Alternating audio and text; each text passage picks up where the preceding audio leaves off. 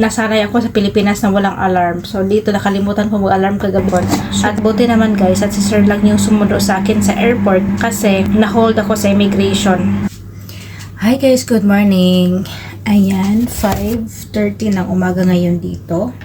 At yan guys, back to reality na naman tayo. Pang umaga yung amo kong lalaki. So, gawa ako ng chai para sa amin lahat. At yung amo kong babae guys ay pang gabi. Kaya nasa trabaho yung amo kong babae ngayon.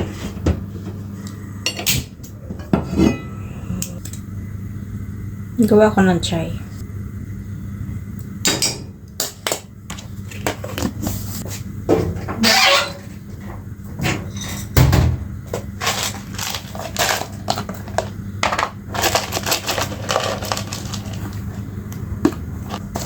Malapit pa akong malate guys.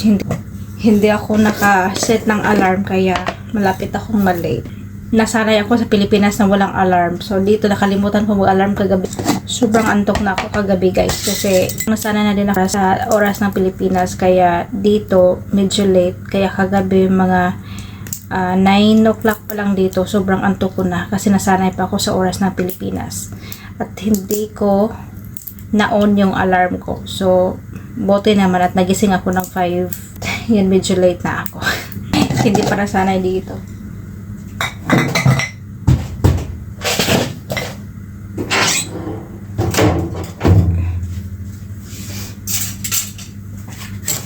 Hilamos lang ako at saka nag toothbrush.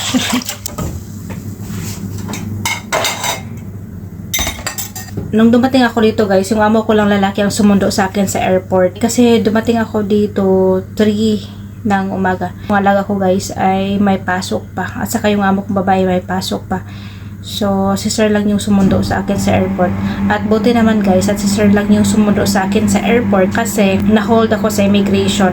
Kasi daw may nakita kutsilyo doon sa bagahe ko. Pero pag check guys, wala naman kutsilyo. Pati ako na ano ko guys, bakit may kutsilyo? Wala naman akong dala na ganon.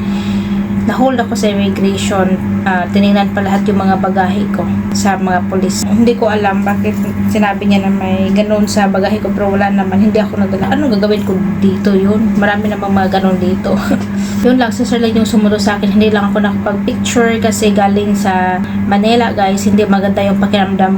Mataas yung lagnat ko at nanghingi ako ng Panadol sa flight attendant. Saka sobrang sakit ng tenga ko guys. Hindi ako nakapag-video masyado.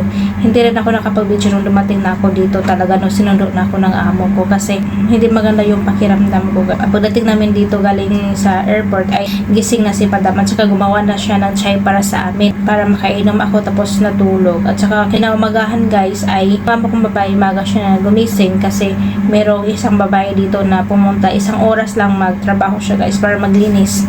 Pumunta siya dito.